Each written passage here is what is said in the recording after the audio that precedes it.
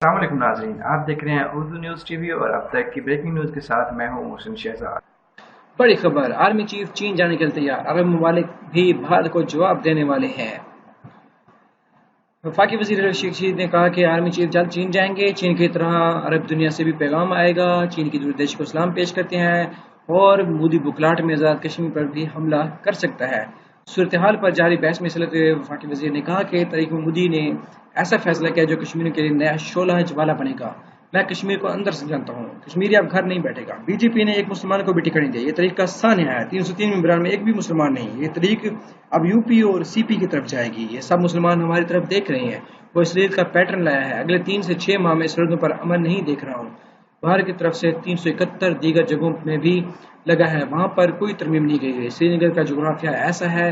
चीन की दूरंदेशी को सलाम पेश करते हैं। करीब आर्मी चीफ चीन जाएंगे। चीन का लद्दाख से अहम ताल्लुक है। कोई शख्स कश्मीरियों को कमजोर न समझे। उन्होंने कहा कि आज कश्मीर में गली गली में वाणी की आवाज है।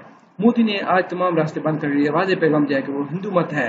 मोदी को अमेरिका वीजा नहीं देता था, अब वो इनकी आंख की घड़ी और हाथ की छड़ी बन चुका है। उन्होंने कहा कि अब कंट्रोल लाइन खत्म, शिमला मुआहदा खत्म, मुफ्ती आज़ाद का नजरिया खत्म हो गया।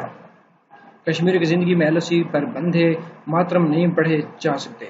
चीन की तरह अरब दुनिया से भी पैगाम आ जाएगा। उन्होंने कहा कि भारत इसराइल मुश्तरका मुहिम है।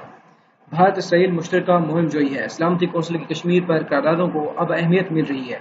मुज़ाकरात के रास्ते अब खत्म है। मोदी हुकूमत ने फैसला किया कि मुसलमानों को ज़ेर एताब लाना है। ये वजह है कि मोदी ने मुसलमानों से वोट नहीं मांगा, इसने हिंदू वोट हासिल किया। शेख रशीद ने कहा कि हिंदुस्तान अब आज़ाद कश्मीर पर हमला कर सकता है।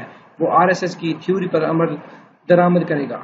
हमें मुतहिद होना चाहिए। पाकिस्तान भारत में कश्मीर का मसला अब हल होने जा रहा है।